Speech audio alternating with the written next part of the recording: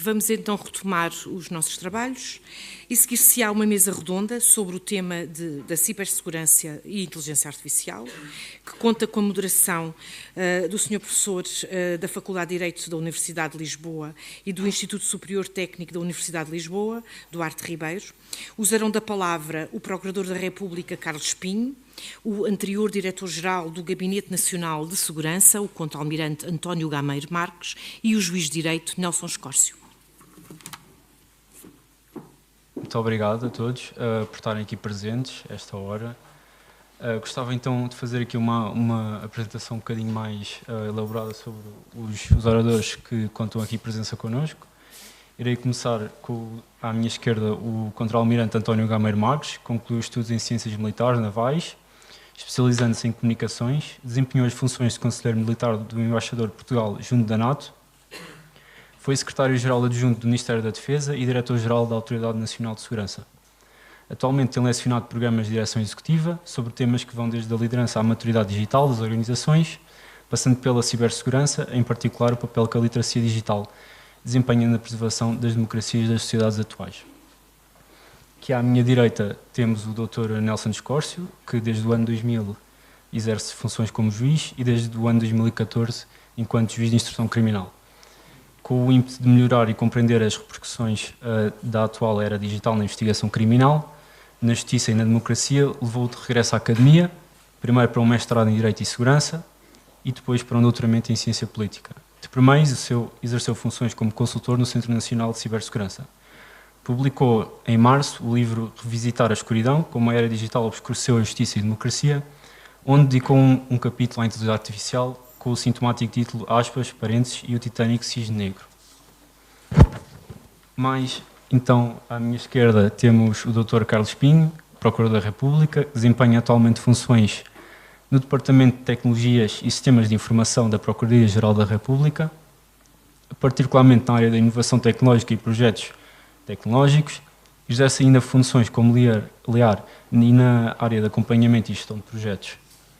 Muito obrigado por terem garantido a sua presença aqui. Então vamos iniciar para a primeira pergunta da mesa redonda. Atualmente acham que tem existido uma consciencialização coletiva e uma preocupação legislativa suficiente para as novas ameaças trazidas pela inteligência artificial? Com isto refiro-me à epidemia da desinformação, nomeadamente aos deepfakes e às campanhas de phishing personalizadas que fazem o reconhecimento das vítimas e assim geram ataques ransomware. Vamos começar então pelo Dr. Carlos Espinho. Muito obrigado. Agora está bem. Então, muito boa tarde a todos. É um prazer estar aqui em Bragança. Está um dia solarengo ainda por cima e prometemos não vos maçar demasiado para depois, no intervalo, poderem aproveitar bem o sol. Esta é uma questão verdadeiramente essencial, a questão que aqui foi colocada, porque é, de facto, na consciencialização das pessoas que nasce uma grande parte das preocupações em termos de cibersegurança.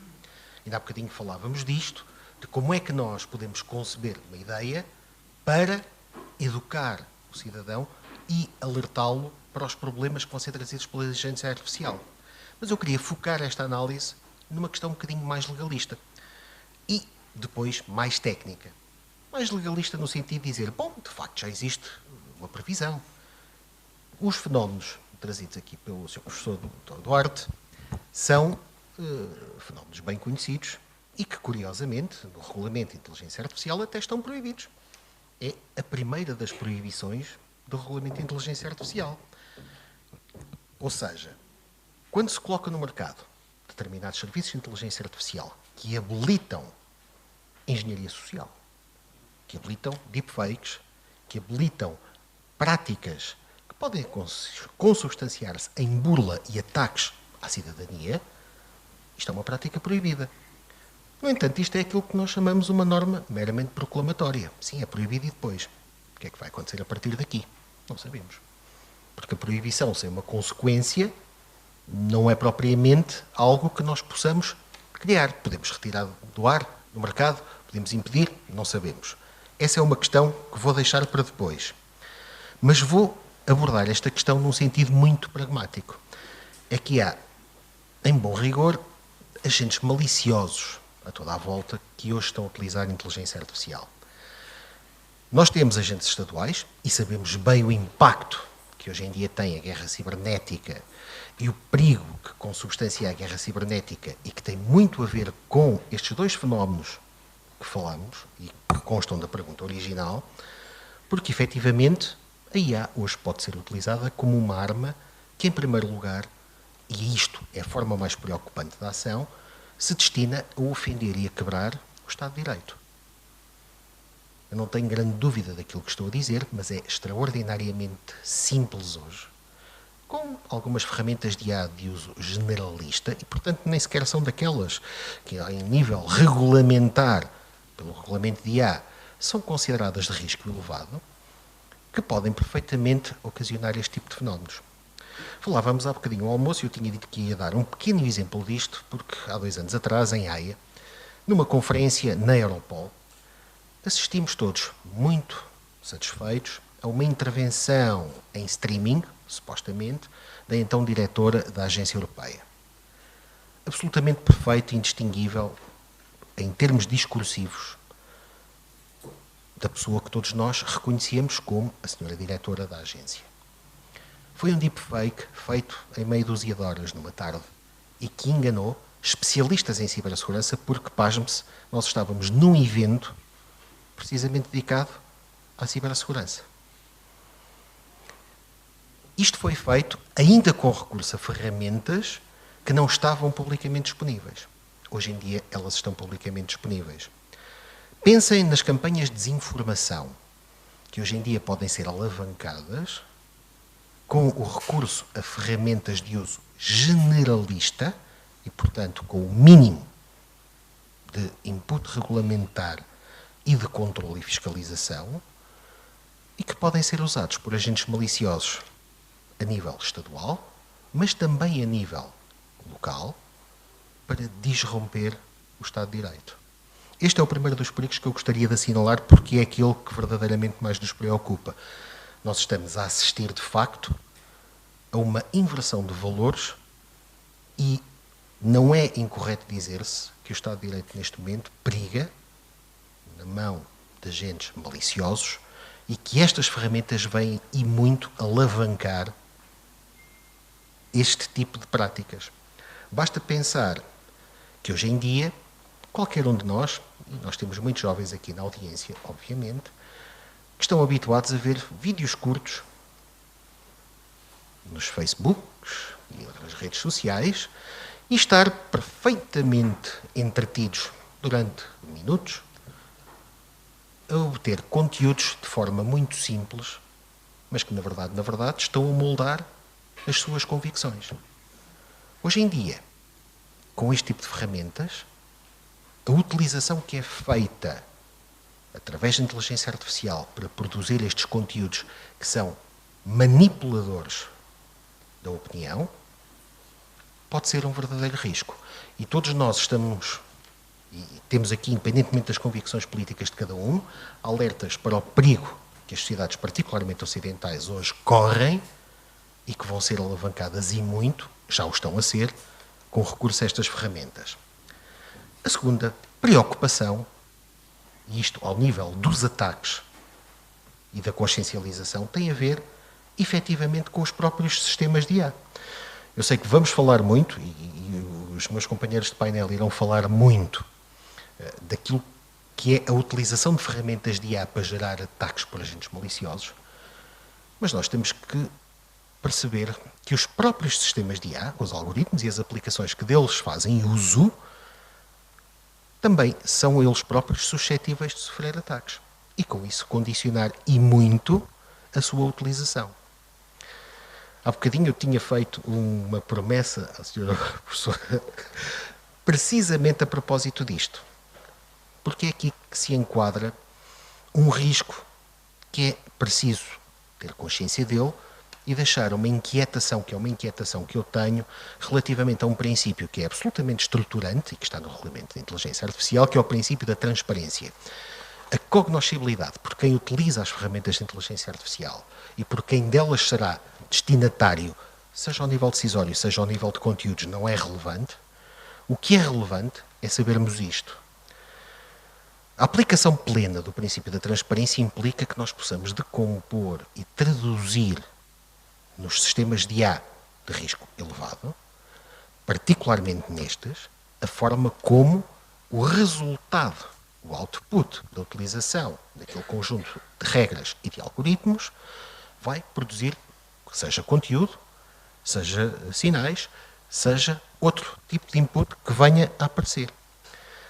Conhecer a forma como funciona o algoritmo é, no fundo, dar uma pista absolutamente essencial para os agentes maliciosos, porque essa informação, para ser verdadeiramente transparente, tem que ser pública. Isso é um requisito absolutamente essencial, sobre a forma como vão poder manipular os sistemas de inteligência artificial. E aí é que está o problema. Nós temos, por exemplo, já hoje, situações da chamada data poisoning. Sabendo nós qual é o âmbito, o pool de dados, em que se baseiam os algoritmos, nomeadamente na IA generativa, que se baseiam em métodos estatísticos para gerar conteúdos, eles utilizam uma quantidade de dados, nos modelos largos de linguagem, para poder, obviamente, processar, por análise estatística, o conteúdo que é solicitado pelo utilizador.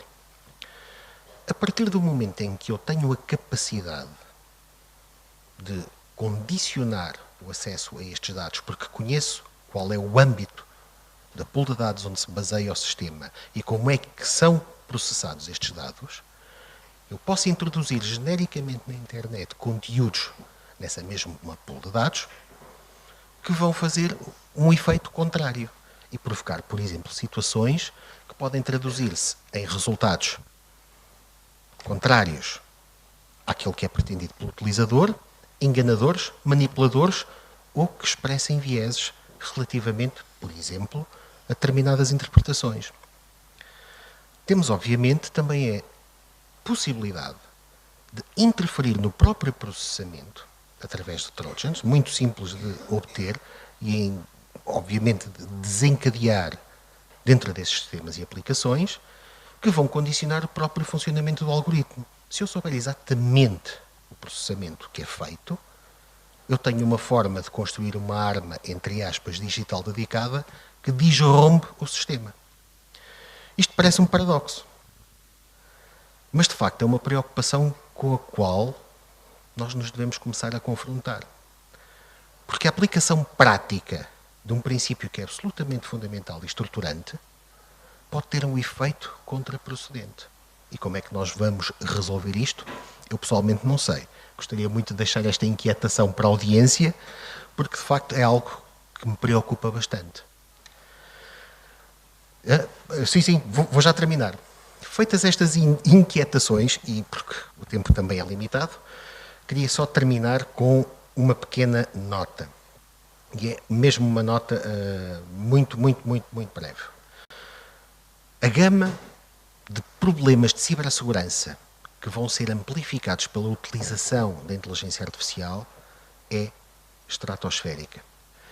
Será bom que, a nível europeu, particularmente no nosso espaço europeu, comecemos a pensar de forma integrada, porque a defesa contra isto, contra este tipo de atores maliciosos, e não se esqueçam que nós estamos numa situação de pré-guerra, estamos numa situação de pré-conflito, vai exigir um investimento como se calhar nunca foi feito. Eu sobre isso falarei mais adiante, mas queria só deixar esta reflexão final, porque mais do que uma questão de regulamentação, nós temos um problema com uma questão de financiamento e de planeamento estratégico. E por isso, creio eu... Assim, não é? Vamos passar então a palavra ao Dr. António Gameiro Marques. Muito obrigado. Agradeço o convite e saúdo a todos os que têm energia suficiente para depois do almoço e com um magnífico dia lá fora estarem aqui connosco. É bom sinal, significa que querem aprender alguma coisa.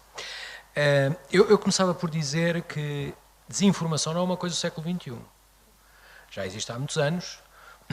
e a comunidade de onde eu provenho, a comunidade militar, chamava isto InfoOps e PsyOps. Qual é a diferença hoje?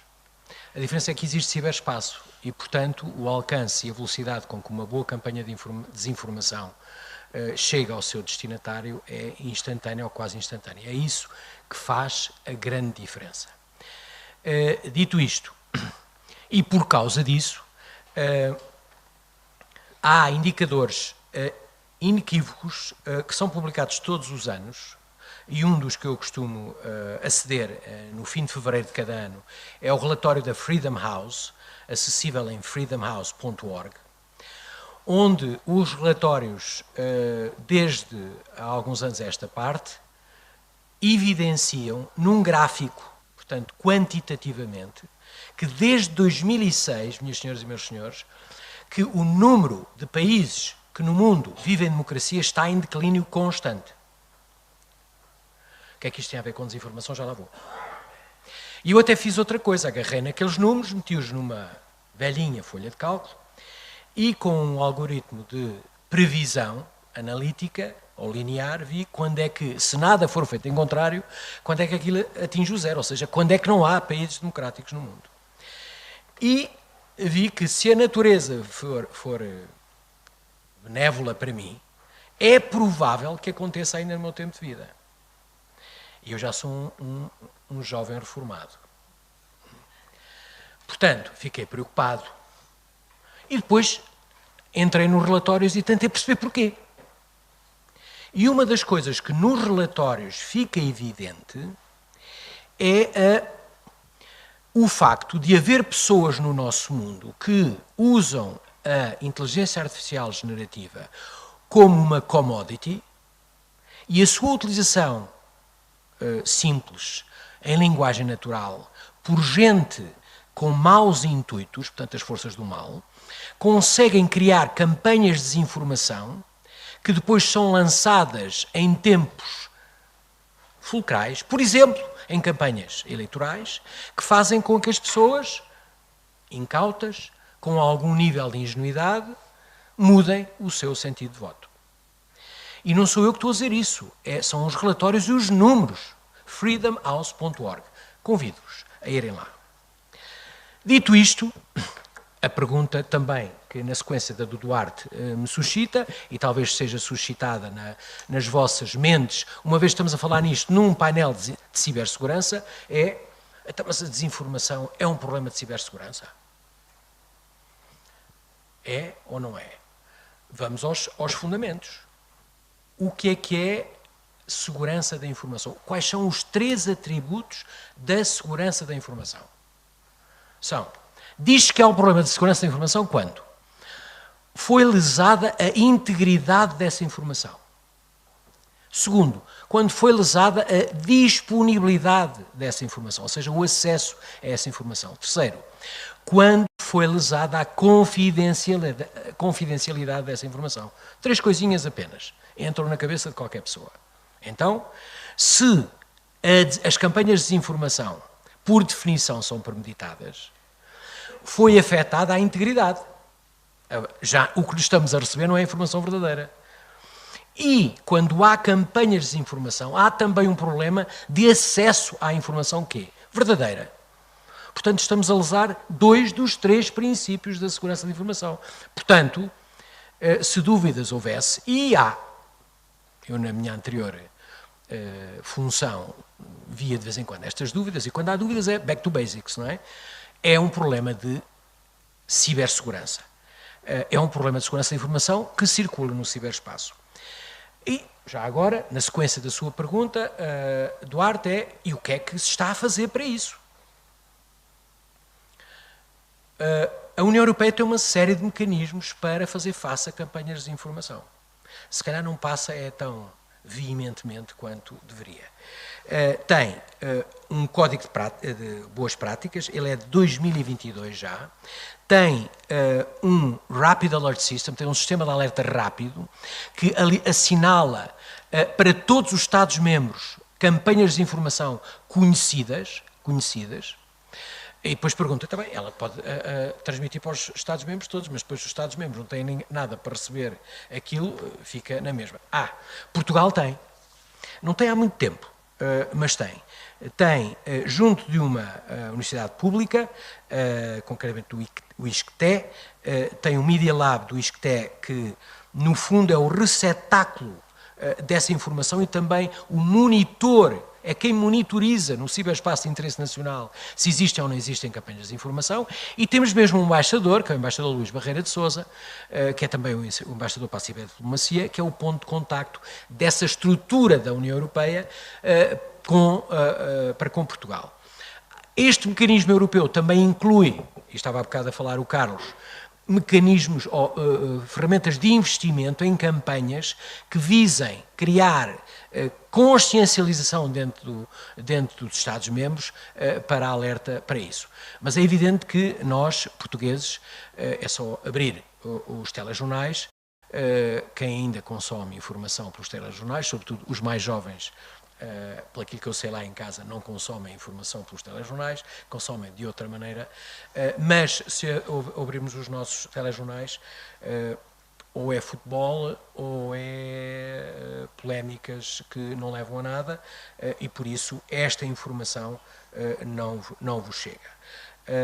Por isso, o que sinto que faz falta no nosso país, nesta área, é uma entidade, já temos a ANACOM com o DSA, não é?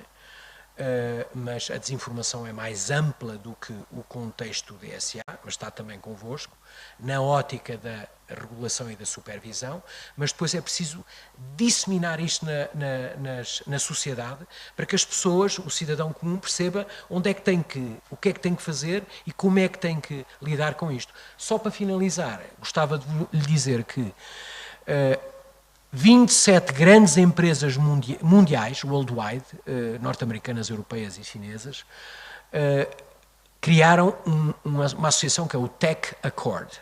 Se virem o nome todo de busca, são 27 que, depois de uma conferência de segurança de Munique do ano passado, acordaram em criar mecanismos entre si para, com tecnologia, identificarem campanhas de desinformação nas suas próprias plataformas e partilharem essa informação dentro dos 27.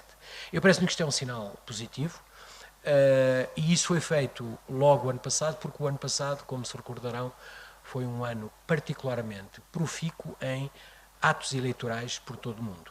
E calmo, neste momento.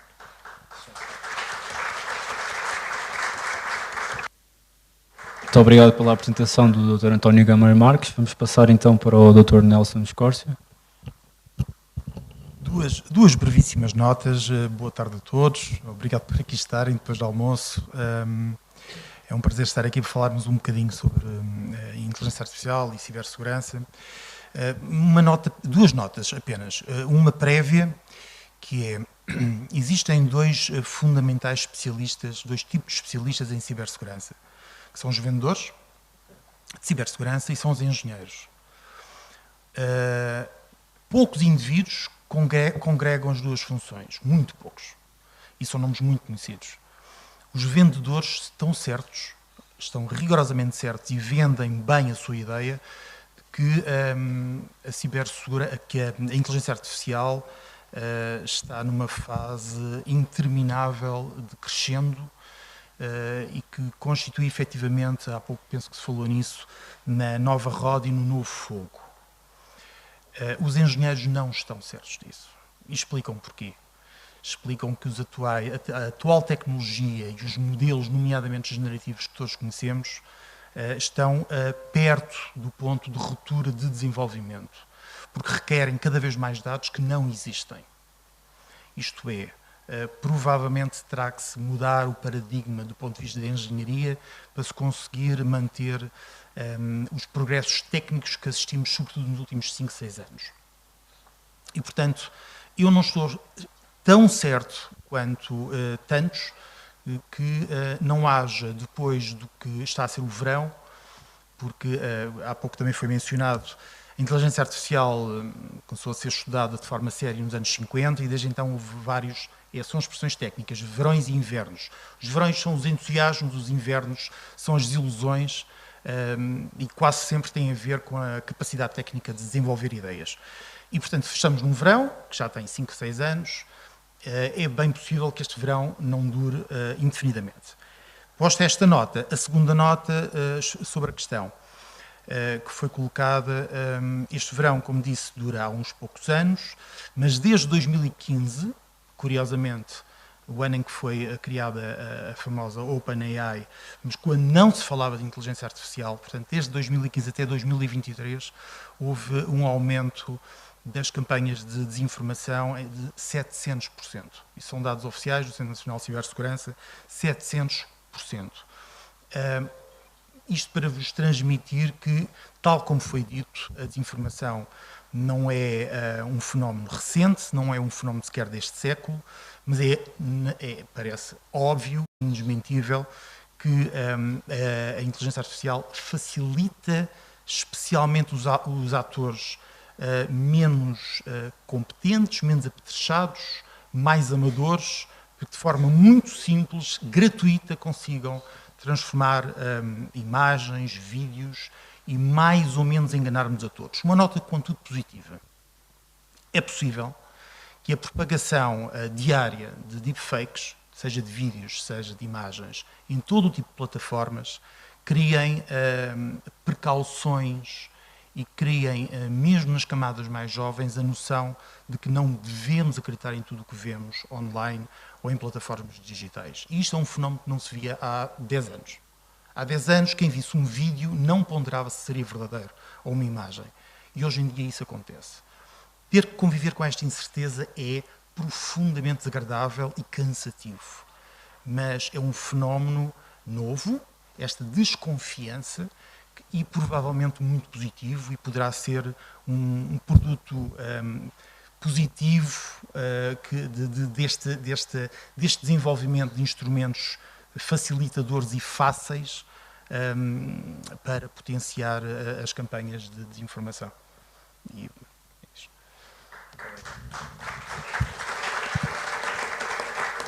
Muito obrigado, Dr. Nelson. Vamos passar a mais uma pergunta. Conforme nós temos visto, a inteligência artificial pode ser utilizada em diversos âmbitos, nomeadamente na justiça. Eu gostaria de perceber, então, começando pelo Dr. Carlos Pinho, de que forma a inteligência artificial pode contribuir para combater a demora processual, que é um dos problemas históricos nos tribunais portugueses. Isto, claro, sem pôr em causa a qualidade das decisões judiciais. Muito obrigado. Obrigado. Bom, esta é uma pergunta que, na verdade, me está a ocupar um bocadinho parte da minha vida neste momento. Porque, de facto, a inteligência artificial pode ser uma ferramenta muito útil para o sistema formal de justiça. E eu não queria falar dos tribunais apenas enquanto tal, enquanto o lugar das audiências, mas para o sistema como um todo. Isto integrando todos os agentes e atores judiciários, porque é absolutamente essencial que isso aconteça. Digo-vos que o primeiro e mais importante problema que a inteligência artificial já começa a resolver e a ser aplicada tem a ver com lidar com grandes quantidades de informação, chamado problema da Big Data. Indexar informação, catalogar informação, tornar a pesquisa compreensível, e isto nós estamos a falar de algoritmos de sorting muito simples, mas que já vão sendo aplicados em algumas aplicações que o Sistema Formal de Justiça utiliza, e isto como um todo, para nos ajudar, no fundo, a tirar algum sentido da quantidade gigantesca de informação que às vezes um simples processo judicial gera. Porque tenham uma pequena ideia da escala, e creio que toda a gente terá uma impressão disto gritante. Nós temos alguns processos em Portugal que já não estão na casa dos megabytes, em termos de informação digital e ou digitalizada, que não é exatamente a mesma coisa. Nem sequer dos gigabytes. Nós temos processos que têm informação na casa dos terabytes. E então, no processo criminal, isto é assustador. Será muito difícil, ou literalmente impossível, mesmo com um batalhão de gente, fazer uma análise perspectiva e humana, estrita, de toda a quantidade de informação que pode ser relevante para a prova. E a prova aqui é sempre orientada a um sentido e a um propósito muito simples, que é descobrir a verdade material. Todos o sabemos. Mas a prova está ali. Vai ter que ser interpretada. Hoje, a inteligência artificial já dá uma grande ajuda nesse aspecto. Mas eu acho que, se repararem, eu ainda nem sequer cheguei à parte da decisão, há um outro campo em que a inteligência artificial pode vir a dar um contributo absolutamente extraordinário. E, de certa maneira, também nos fazer olhar um pouco para nós próprios. Na construção dos modelos que hoje em dia estão a começar a ser implementados, eu não estou a falar de uns certos modelos, estou a falar de outras experiências. O Conselho Superior da Magistratura tem uma extraordinária experiência nesse sentido, e Nelson sabe bem do que é que eu estou a falar. Nós, na Procuradoria, também, que são sistemas que gerem, essencialmente, dados para a tramitação processual. Se baseiam em dados, não se baseiam numa mera gestão documental. Quando se criam sistemas destes, como preparação para criar datasets limitados para fazer operar inteligência artificial, sim, porque não há só modelos largos de linguagem ou de conteúdos ou de dados.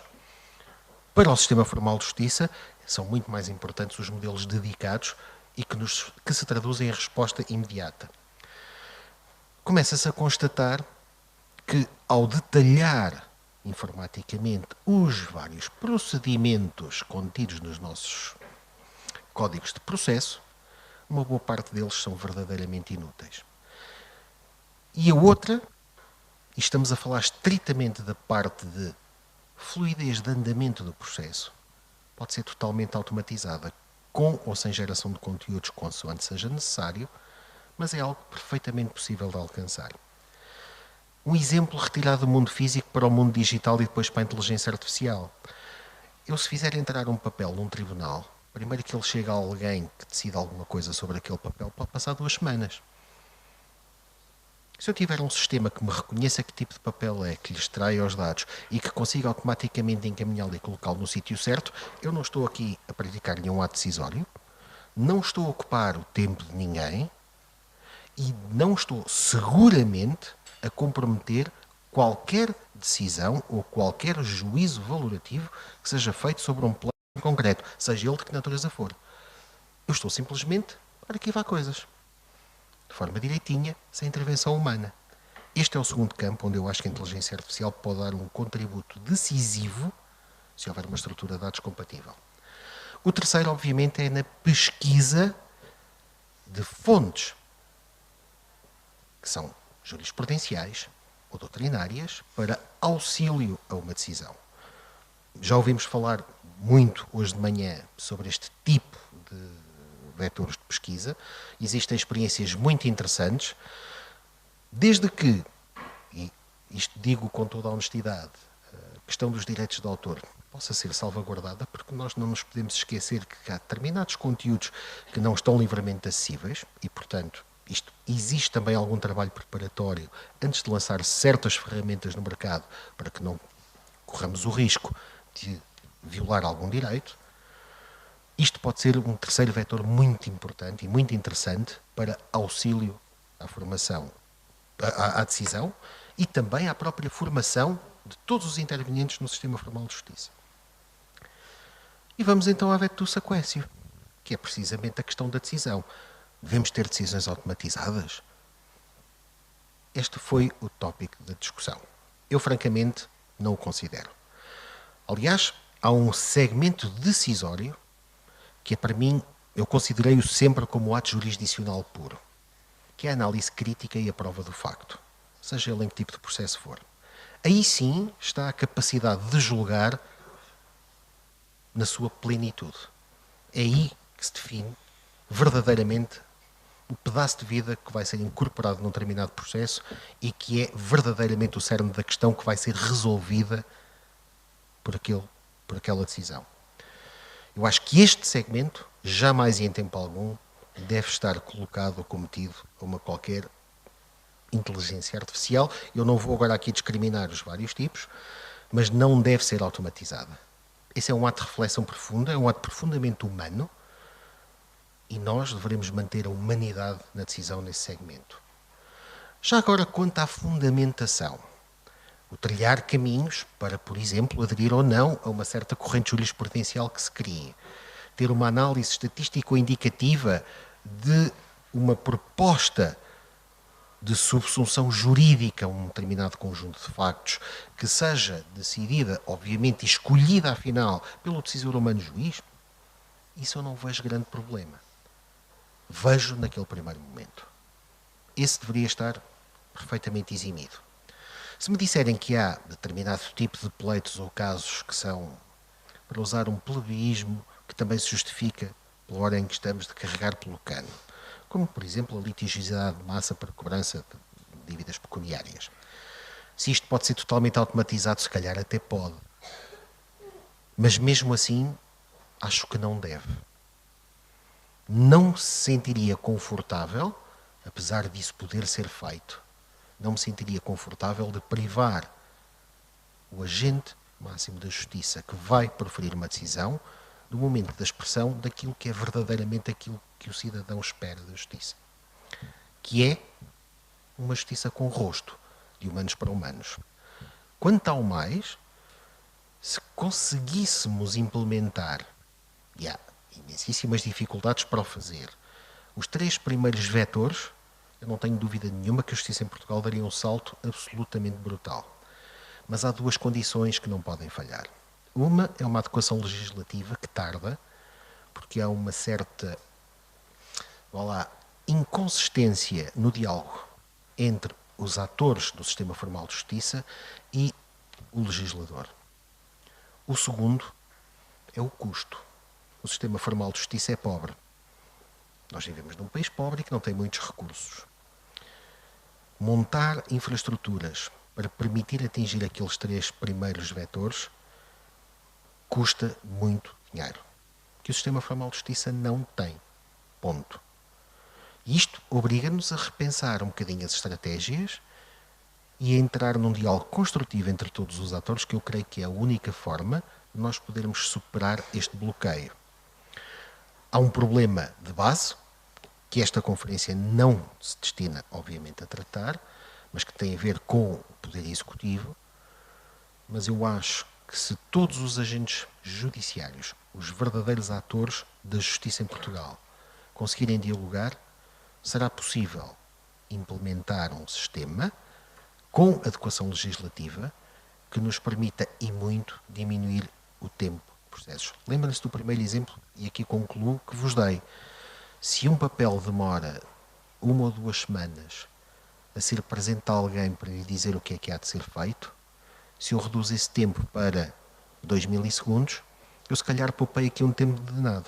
E replicando este exemplo por aquilo que se passa nos tribunais, por este país fora, todos os dias, o ganho em termos de horas que se vai poupar é absolutamente assustador. E com isto termino.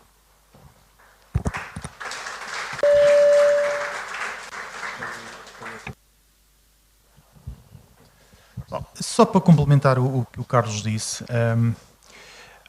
há uma ideia normal e um bocadinho romantizada que os juízes passam o seu tempo a tomar decisões jurisdicionais. E era bom que assim fosse.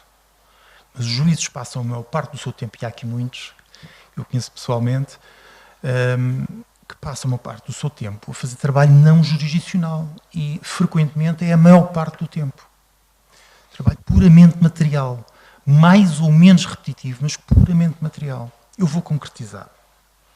Um acórdão de cúmulo jurídico. O tempo que um juiz consome na decisão do cúmulo é uma fração mínima do tempo que demora a congregar num documento escrito todos os elementos necessários que ele previamente, naturalmente, leu para a decisão. Corta de um sítio, cola noutro sítio, depois cola de outro sítio, corta de outro sítio, depois cola dos certificados de risco criminal. Não corta, não pode cortar. Toca a escrever. Os certificados são 20 páginas. Pronto, toca a escrever. E facilmente um juiz passa 3 horas a redigir um acórdão de cúmulo jurídico. E quando demorou alguns minutos, eventualmente, a tomar a decisão. Este trabalho material pode ser facilmente e o facilmente, entendam aqui com algumas aspas ou em itálico se preferirem, suprido com mecanismos e com tecnologia que nem precisa de inteligência artificial. Não é preciso inteligência artificial para congregar tudo isto em texto facilmente disponível e com alguns botões ou com alguns atalhos colocar todos os factos necessários a uma decisão deste género. Mas a inteligência artificial facilita. Facilita transcrições, facilita a audição de interseções numa investigação criminal, em vez de ocupar militares ou agentes de um órgão de polícia criminal durante dias, semanas, horas a ouvir interseções.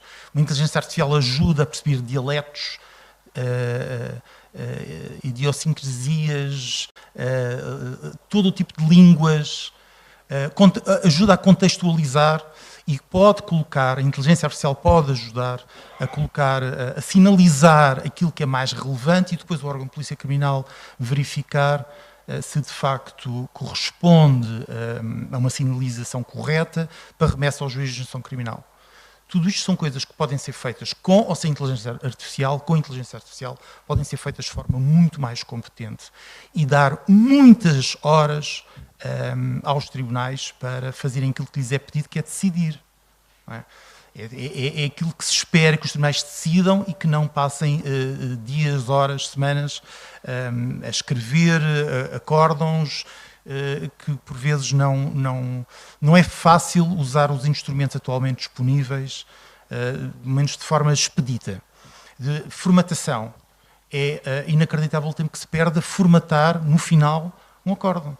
Porque foi cortou daqui, cortou dali, e depois é o Word que não funciona, e como é que isto funciona, e vai-se ao gabinete ao lado, e grita-se, não é? Porque já perdemos 20 minutos nisto, eu não posso estar aqui a perder 20 minutos com uma formatação de um texto. É sério. Isto é a realidade do dia-a-dia. E isto não aparece nos telejornais. Para quem vê telejornais ainda. Mas isto faz, infelizmente, parte do dia-a-dia de um magistrado. Não é só de um juiz. Naturalmente, um procurador.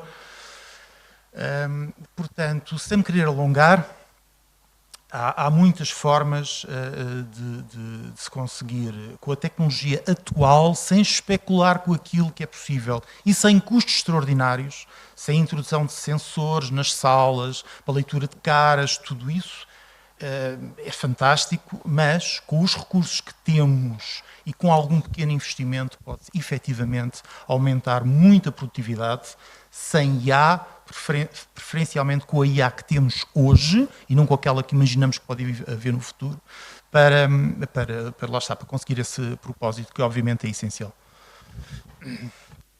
Eu posso dar umas achegas àquilo que ouvi. Correndo o risco desta minha opinião ser condicionada pelos tempos que nós vivemos, o que significa que se calhar a tomasse daqui a 5 ou 10 anos seria diferente, eu não concordo que haja decisões automatizadas. Até no domínio militar, os sistemas sofisticados que existem recomendam ao comandante que, em última instância, tem a última decisão.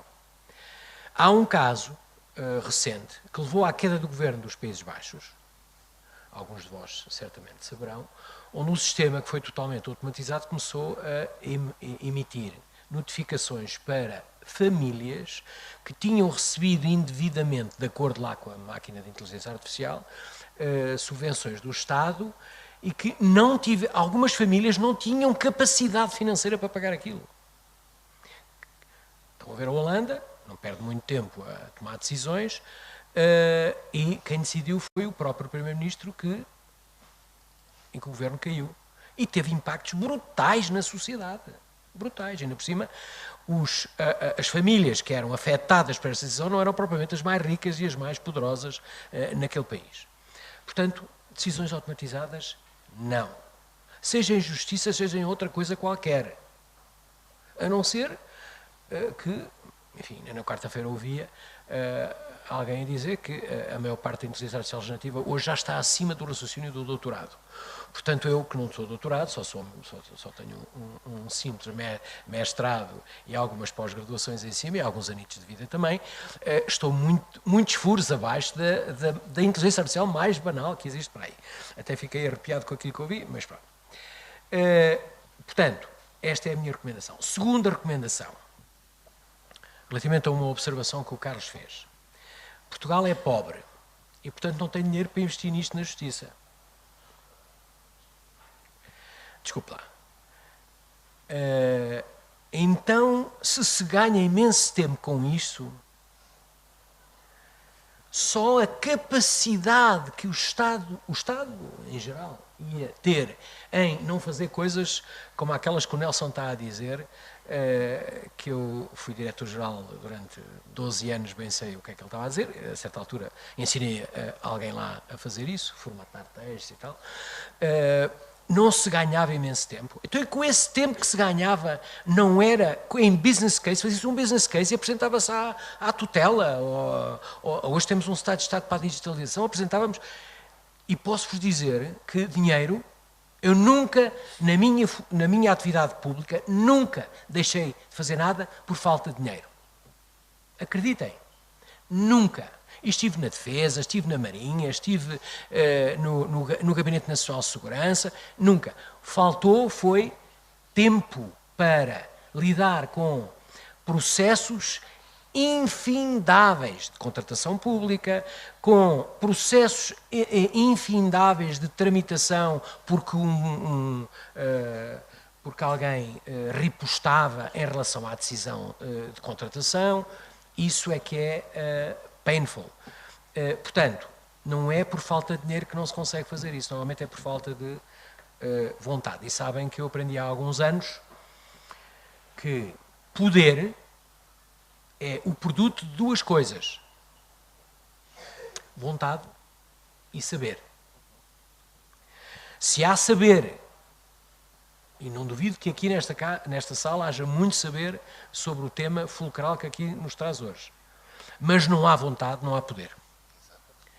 E, portanto, juntem quem sabe com quem tem vontade, porque assim conseguirão alcançar os vossos objetivos. Podem ter a certeza. Agora é preciso também paciência, perseverança e paciência e perseverança. Muita paciência. Mas consegue-se. Agora, ver um juiz, o Nelson, que nos deu o prazer de trabalhar no Centro Nacional de Cibersegurança durante 3 anos, ser subsumido com tarefas de formatação e de compilação de informação. Tenham certa paciência. Quer dizer, e todos os colegas dele que aqui estão, eu tiro-vos o chapéu pela vossa paciência. Eu não tinha essa paciência. Eu não teria essa paciência. Não sei se... desculpem, eu não conheço o vosso negócio em termos detalhados, mas consigo perceber perfeitamente as palavras do Nelson, porque também o conheço um bocadinho dos 3 anos de vivência intensa que tivemos, quão frustrado ele deve estar. Obrigado. Quer responder? Não, talvez avançarmos. Muito obrigado pelas participações. E com vontade de ir para mais uma pergunta, vamos para a pergunta número 3, que refere o risco de uma possível justiça desumanizada com o uso crescente da inteligência artificial. Assim sendo, como é que iremos poder equilibrar a eficiência tecnológica com a dimensão humana, ética e ética da justiça? Muito obrigado. Vamos começar pelo Dr. Carlos, desculpa. Bom, na intervenção anterior já fui antecipando um pouco esta dimensão ética e humana. E isto porque eu acho que o momento da decisão deve estar sempre reservado para quem a tem que tomar. Não estamos preparados enquanto sociedade, e acho que nunca estaremos preparados para alienar para um qualquer conjunto de inputs, de linhas de código, esse processo decisório, seja lá em que momento for. Mas há muito interesse em saber como é que nós podemos, num mundo bastante mais eficiente, e o exemplo que foi dado há bocadinho da Holanda foi perfeito para isto, nós temos que perceber que mesmo em tarefas burocráticas, e aquilo era decisório, mas na verdade era burocrático, ferramenta de análise e vamos lá cuspir umas quantas notificações para toda a gente. Mesmo aí, esta eficiência acrescida pode ter um custo social gravíssimo. Obviamente que ninguém olvida que há uma dimensão, essa parte da dimensão da decisão, que deve permanecer humana. Mas, mesmo naquilo que nós vamos desburocratizar, e é bem possível desburocratizar muita coisa com recurso, já hoje, a estas ferramentas, nós devemos manter sempre uma postura ética, ou seja, nós devemos respeitar os princípios integrantes do Estado de Direito e procurar adequar de forma transparente, e aqui sim, eu volto ao início e à minha primeira intervenção, as regras processuais, porque a chave está aí. Nós temos hoje regras processuais que estão preparadas para um tempo que já não é o de hoje. Todos nós o sabemos. Temos atos e pequenas burocracias e entropias no processo que são próprios de um mundo físico. E nós hoje já não vivemos nesse mundo. Os processos já não são físicos. Só são físicos porque os dados estão em algum suporte, mas na verdade são conjuntos de bits e bytes e cada vez mais. E é aqui que nós devemos reforçar claramente a participação dos intervenientes da Justiça na revisão que é muito necessária das regras processuais para os novos tempos. É aqui que vai entrar a dimensão da inteligência artificial. Porque aquilo que nos está a fazer ver agora é a quantidade de trabalho, se calhar, inútil, que não tem qualquer propósito num processo que nós podíamos perfeitamente eliminar. Mas, sistemas como hoje já se prevêem, notificação através de correio eletrónico, e que são ainda um bocadinho primitivos de decisões ou de pequenos passos do processo, podem ser, de facto, totalmente automatizadas e podem ser dimensionadas à medida do seu destinatário. Mas quando nós ainda temos um pequeno entrave com algumas expressões legais, e eu queria só usar isto como exemplo, porque é um exemplo gritante, que são, como todos nós sabemos, no texto, na fácias, naquilo que nós transmitimos a alguém do sistema formal de justiça, profundo e absolutamente imperceptíveis e inteligíveis para o destinatário, se calhar alguma coisa não está a correr bem. E também aí a inteligência artificial pode dar uma ajuda. Parece-me a mim que nestas dimensões nós talvez possamos voltar a reequilibrar um bocadinho os pratos da balança e nesta dimensão ética resgatar algo que está muito perdido, que é o respeito e a confiança na justiça. Porque isso, de facto, é o problema maior que nós, neste país, temos, é que esta confiança foi se erodando, infelizmente, e nós temos que voltar a reganhá-la. Posso? Eu gostava de falar um bocadinho da dimensão ética. Ética é um conceito filosófico e teológico. As ferramentas de IA que usamos são produzidas aonde? Nos Estados Unidos da América. Ou na China, quem ousar usar o DeepSeek. Eu não. Ora, o que lá está em termos de ética, se é que lá está alguma coisa, é feita num quadro cultural diferente do europeu e do português. Não é? Não estou a pensar mal, acho eu. Aliás, aqui há uns tempos vi um gráfico muito interessante feito por um grupo de investigação das Nações Unidas que mostrava a distância cultural entre os diversos países do mundo que usam tecnologia norte-americana de IA com a distância cultural entre esses países e o próprio Estados Unidos da América. E esse gráfico, como na cabeça, tirei uma fotografia e tenho guardado, o que nos desencadeia uma série de questões. Como é que nós vamos falar de ética em IA se não temos a oportunidade, em Portugal, de introduzir o quadro de ética que está alinhado com a nossa maneira de estar na vida, com o nosso quadro de ética, seja ele qual for. Portanto, dizer que é com ética é da boca para fora. Mais uma razão para haver interferência humana. Aí sim, de um português, de uma pessoa portuguesa, cultivada nos quadros de valores de Portugal, enquanto Estado de Direito, para depois tomar decisões com base nessa ética. Porque não esperem que seja a tecnologia que vos vai dar isso, porque se o der, era bom que desse, daqui a 5 anos, 10 anos, que ao menos fosse de acordo com os quadros de ética que nos assistem, que me parece que são cada vez mais distantes, por exemplo, dos quadros de ética que residem do outro lado do pond, que é o Oceano Atlântico. Acho eu. Depois, essa dimensão é extremamente importante quando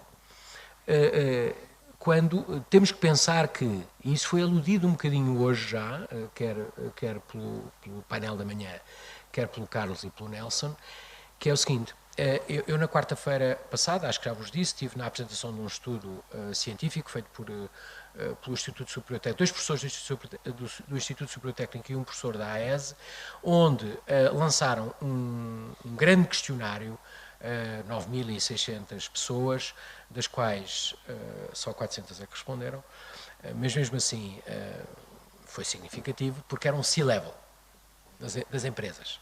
Não dirigiam isto ao setor público, só ao setor privado. Para perceber que tipo de IA generativa é que era usado e em quê. E a conclusão foi no que há ao tipo de tecnologia diz respeito, não foi surpresa, o ChatGPT em primeiro, o Copilot em segundo, depois o Gemini, depois aquelas coisas todas. Mas o que foi mais interessante e, sobretudo, não é preocupante, mas representativo do estado da arte em termos de maturidade, é que as pessoas cada vez ainda usam muito as ferramentas de IA generativa para fazerem aquilo que normalmente fariam com um motor de busca. Fazerem search, fazerem resumos de texto, coisas assim desse género. A literatura, pelo menos alguma que eu tenho lido, caracteriza essa utilização como uma utilização básica em coadjuvância. Portanto, eles até chamam, é o co-pilot type of attitude. Mas há uma outra que apenas 18% das pessoas inquiridas usam, e está lá bem patente na resposta, enfim, nas respostas aos inquéritos, que é em co-thinker.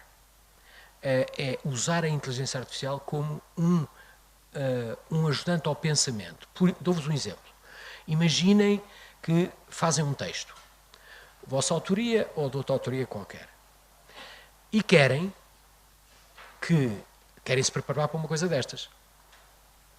E então pedem ao vosso interlocutor digital que vos questione sobre aquele texto para vocês se prepararem para perguntas que a audiência pode vir a fazer.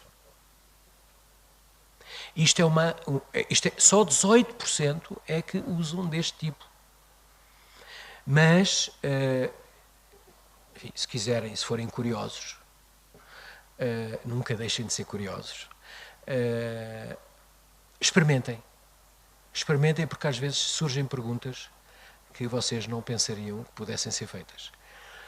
E, portanto, preparam-se melhor para coisas destas. E calmo, que é para dar tempo a vocês nos colocarem perguntas difíceis.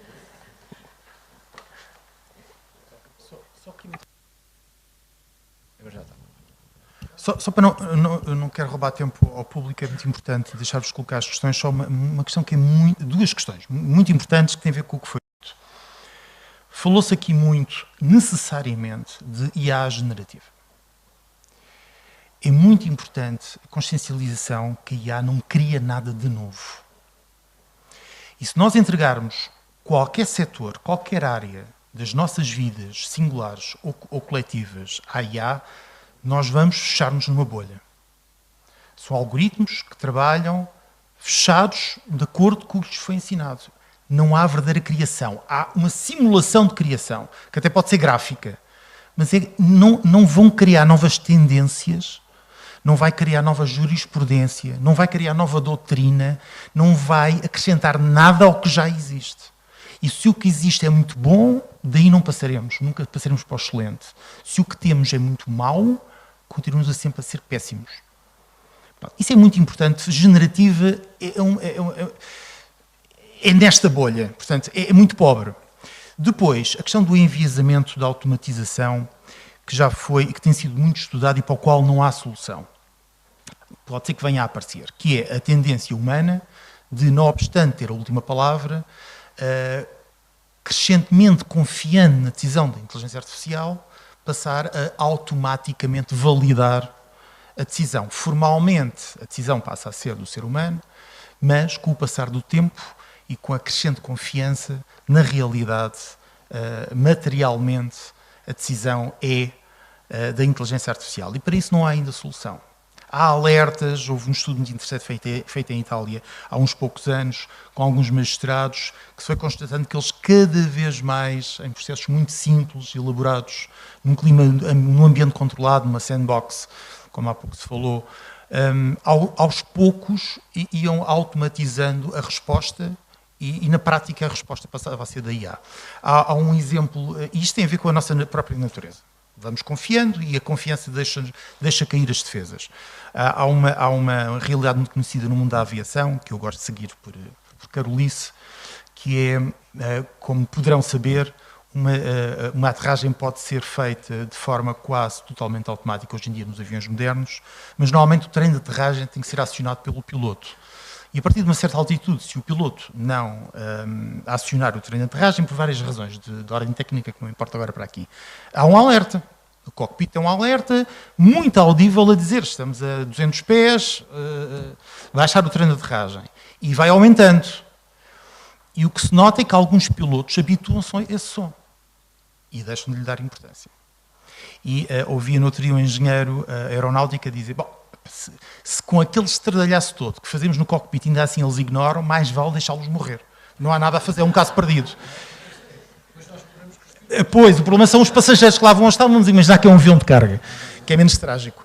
Mas, pronto, esta é a nossa natureza e temos que conviver com isso. Ainda não está encontrada uma forma de implementar um mecanismo que contrarie este enviesamento da automatização, que é o nome técnico, mas é importante estarmos atentos a eles, porque a validação tem que ser efetiva e é muito difícil.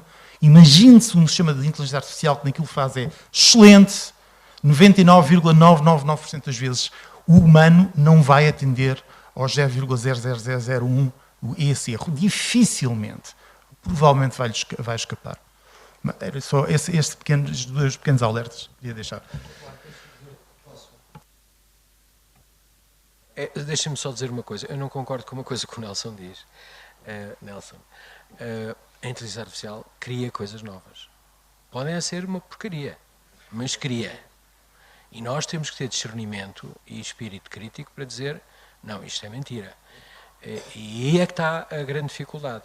Mas também cria coisas interessantes, cria pintura, ou melhor, obras, não são pinturas, são desenhos, cria textos novos, que são música, já sabem que até filmes, não é? O negócio de Hollywood está a ser altamente questionado porque já se conseguem fazer até teasers de filmes já são inteiramente feitos em inteligência artificial. Portanto, eu, pelo menos no que a mim me diz respeito, não saiam daqui com a ideia que a inteligência artificial não cria nada de novo. Pode criar coisas novas que não são de boa qualidade. Mas pronto, é o contraditório que eu tenho, Nelson, em relação a si.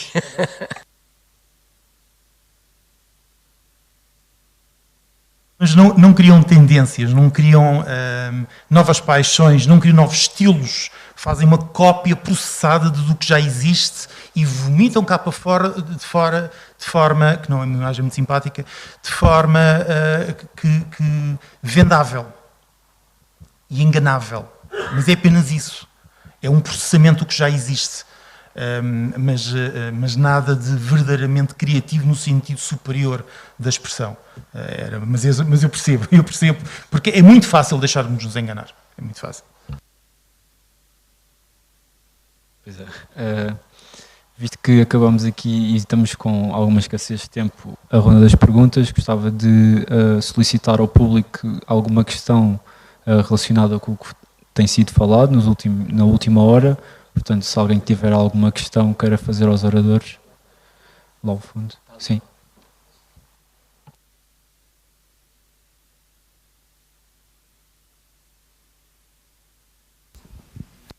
Isto é mais uma interjeição provocatória.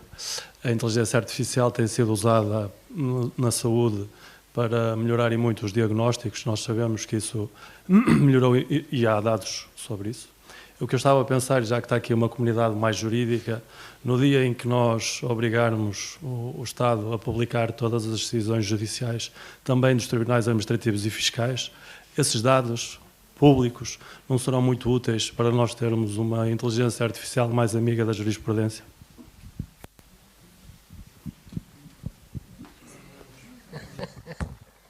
Obviamente, mas a publicidade das decisões judiciais e está prevista como sendo um dos pilares fundamentais do direito à tutela judicial efetiva e daquilo que é um exercício de cidadania e de controlabilidade e fiscalizabilidade de todo o trabalho do judiciário.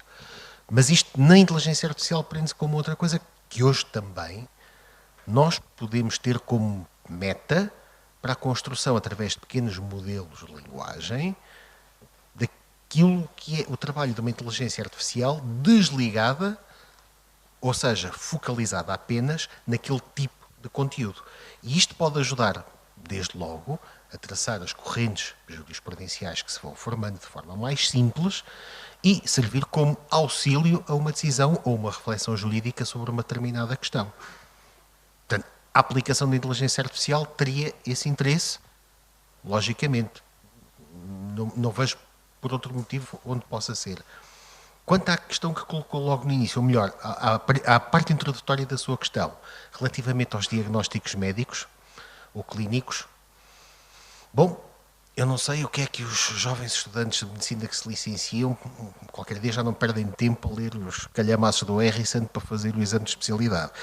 Não sei se vai acontecer ou não, mas eu não me sentiria confortável se deixassem. Seguramente não me sentiria confortável. Mas lá está. Num modelo dedicado especificamente à justiça, a única forma desse modelo evoluir e estar atualizado é ser regularmente alimentado com nova jurisprudência e nova doutrina, por aquilo que eu dizia. Portanto, a resposta é sim, muito útil para um modelo nesses termos. Eu diria mais até essencial. Porque, conforme eu disse, se não, cristalizamos. Por mais que gostemos de achar que um modelo pode adaptar-se a uma decisão, mas não vai criar nova jurisprudência, nova doutrina. Portanto, teria que ser regularmente atualizado e dessa forma conseguiríamos suprir as limitações, pelo menos atuais, da IA. Penso que ainda temos mais tempo para mais uma questão do público.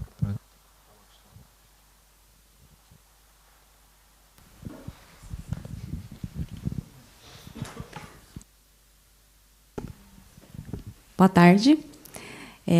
Meu nome é Fabiana, eu sou juíza em São Paulo, no Brasil. E, como foi mencionado aqui no Brasil, a gente já tem uma regulamentação para a inteligência artificial no Brasil. O CNJ regulamentou a utilização no judiciário.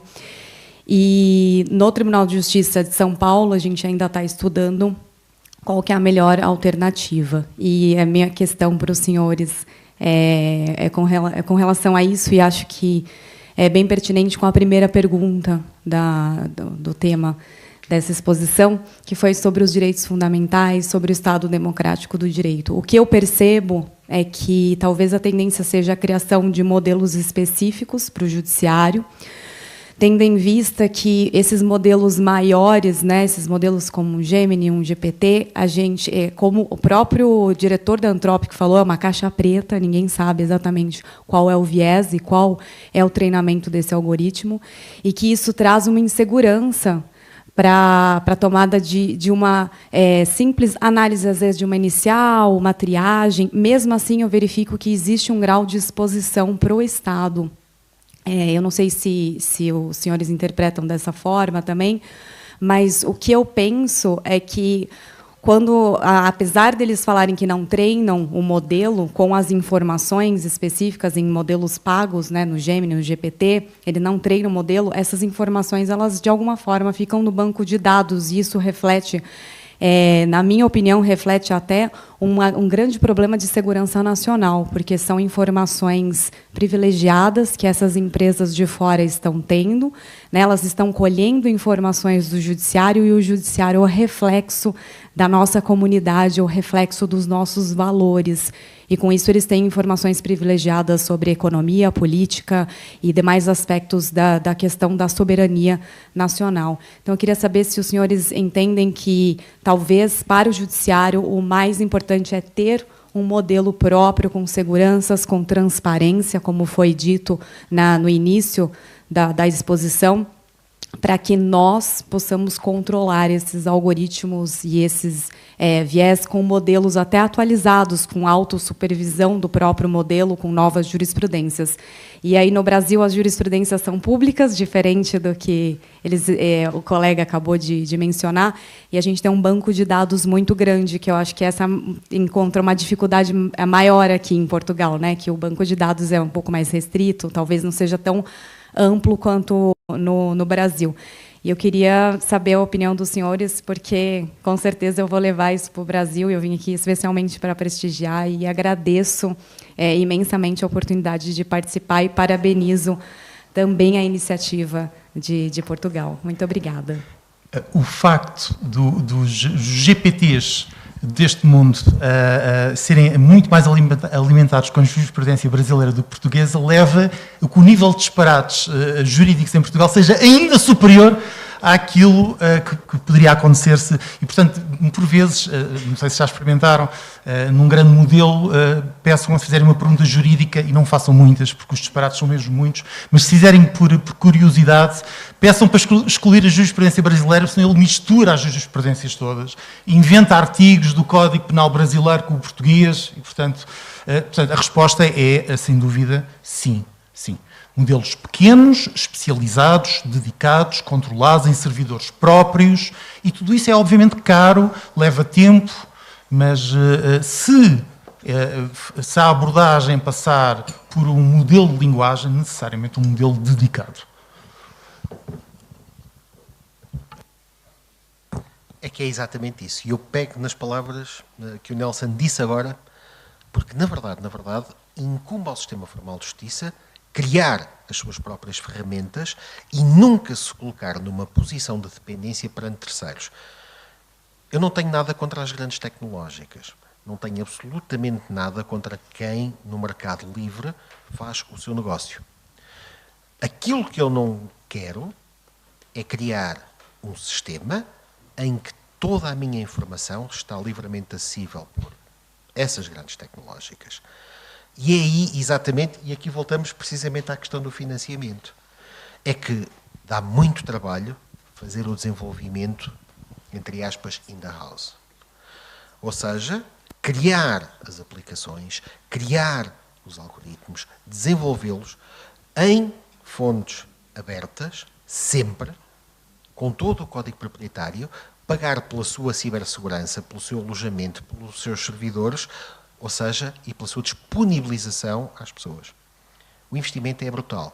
E com o incremento das necessidades de processamento, só aqui, o custo é crescente e repercute-se anualmente. E é aí que os orçamentos sobram. Não chegam para isto. Efetivamente não chegam para isto. Mas é uma opção que é política.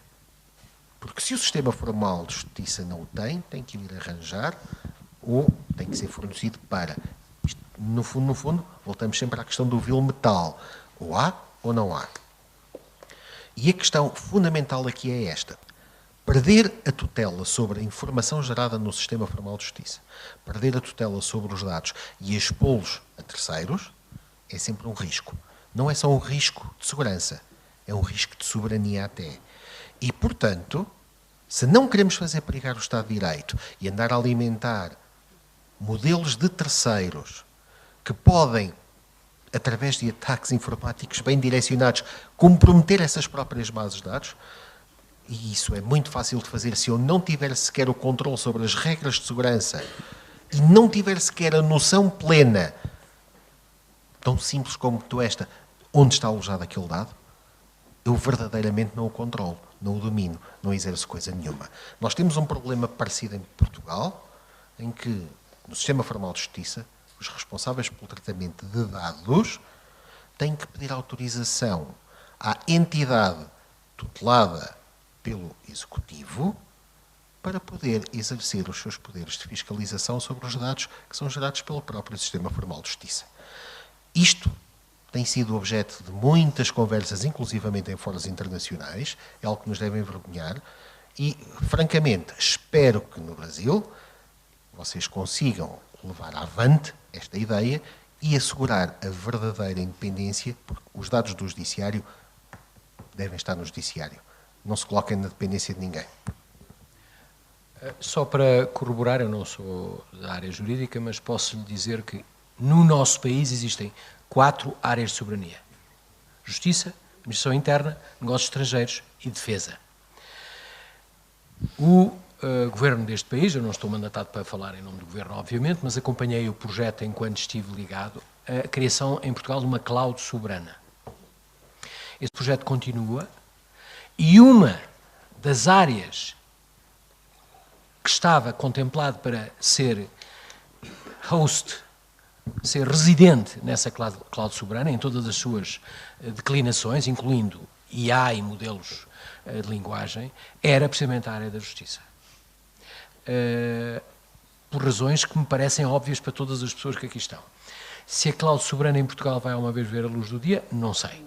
Não está na minha... Agora, a esperança é a última a morrer e ainda no outro dia, no evento, faz precisamente 7 dias hoje, no Museu do Oriente, um evento também dedicado a IA na ótica da regulação e da inovação, o Sr. Secretário de Estado para a Digitalização, que abriu o evento, falou na sua intervenção de abertura na continuação do projeto da Cloud Soberana. Portanto, como a esperança é a única a morrer, a última a morrer, eu estou esperançado que venha em Portugal ainda a haver uma cloud soberana com os dados de justiça pertinentes aos portugueses lá residentes.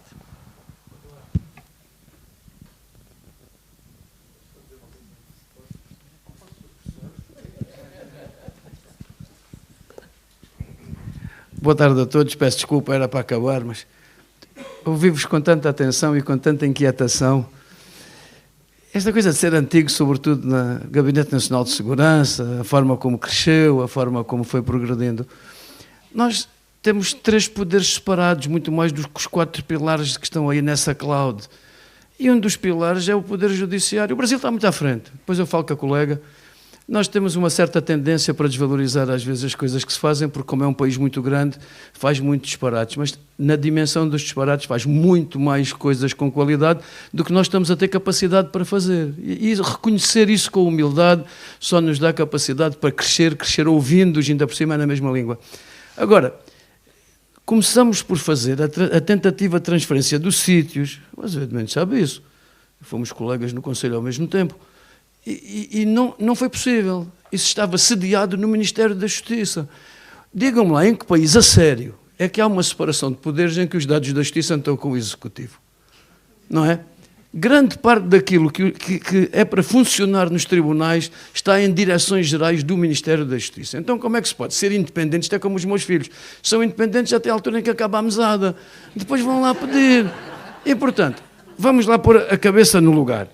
A primeira coisa a fazer é tirar tudo o que diz respeito à soberania da Justiça da soberania do Executivo. Pedir que no Orçamento de Estado cada pilar dos 3 poderes esteja separado. Deem à Justiça um orçamento bom, o Conselho Superior da Magistratura gere e responde no fim do ano ao Parlamento, não responde ao Governo. E, portanto, se nós tivermos maneiras de organizar isto à séria e não querer apenas transpor mecanismos analógicos para mecanismos digitais, fazermos rupturas de mentalidade, isso ajudava bastante. Por isso é que nós aqui no centro estamos a procurar pôr os professores e as pessoas que têm competências e que as desenvolvem a pensar em conjunto, porque muitas vezes nós pensamos, mas não se concretiza. Outras vezes vocês concretizam, mas não se pensa. E é preciso juntar isto tudo para dizer ao Poder Executivo: mudem isto, porque assim não vamos lá. É só paliativos no cancro, nunca mais se opera este cancro. Parece a lista de espera do SNS. Muito obrigado.